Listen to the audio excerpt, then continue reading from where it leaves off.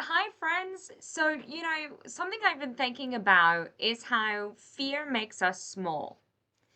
Fear narrows our perspectives, it shuts us down.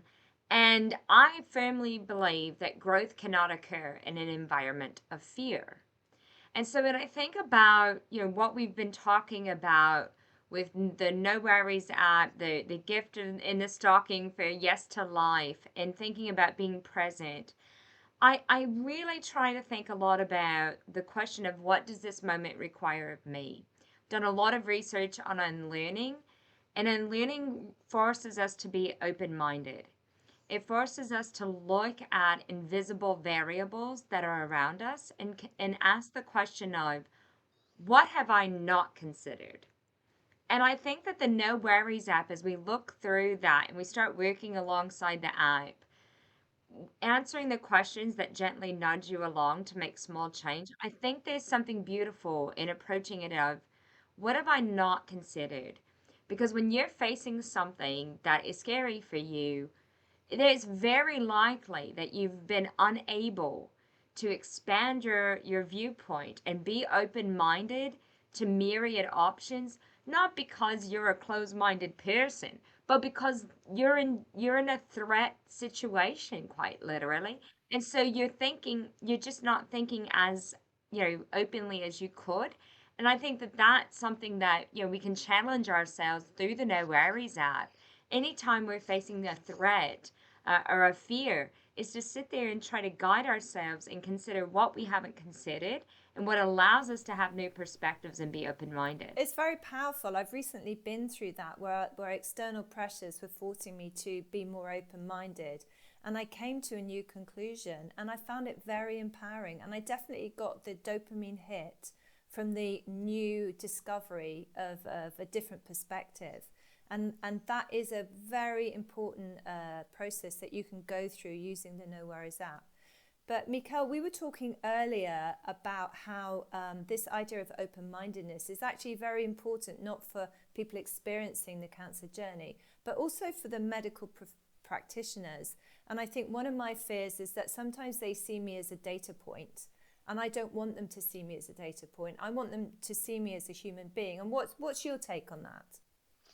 Yeah, absolutely. Because at the charter that we have, the oncology charter that we have a Yes to Life, and what we advocate for, open-minded is means as well that my well-being, my healing journey is much more than a good treatment or medical treatment plan.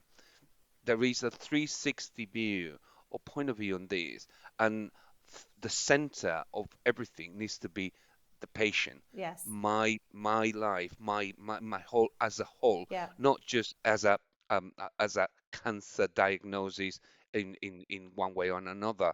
And and as you're saying, the doctors and the professionals, they have to have that kind of open-minded as well of listening to the patient of what what they want to do, what the choices are going to be, and be open to learn. As Madeline say, we are always learning. We always there to learn and to open new doors, to open new windows, and to get the choices that the patient wants. And if I don't know, I don't need to know everything as a doctor.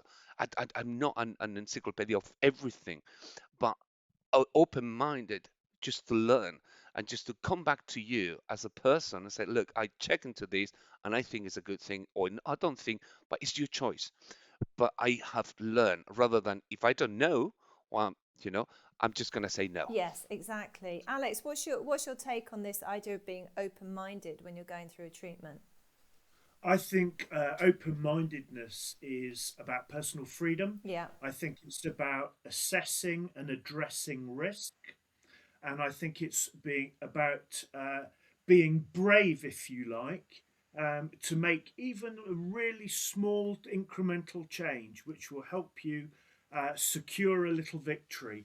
And I think that open mindedness is, in a short phrase, about liberation from constraints And fear. It's and, it's back to and fear. that idea As of Churchill said, we have yeah, nothing to fear but fear fear itself. itself. Yeah. And so, if you're able to open your mind to opportunity and possibility, you have nothing to lose by doing it and everything to gain. Mm, mm. So, Mandolin, what do you feel when you're using the app? Have you experienced that process of using the app and discovering something that you weren't aware of, discovering what you hadn't considered? I do because the going quantitatively is not as developmental for me, but the qualitative, like very much writing is cathartic for me. And so as I start to detail a worry, especially in situations like, when we're talking about our health, the rumination is terrifying, right? I was talking with a group last week and I said something about when when you're being wheeled into the room for treatment or whatever, no one else can do that for you.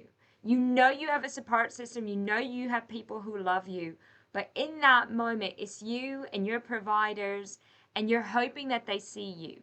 And they see you as a human. I mean, I remember in some really scary times, and I even witnessed this with my father's cancer journey, the of calling all of the nurses and doctors and the people who came in and emptied the trash in the room by their first name.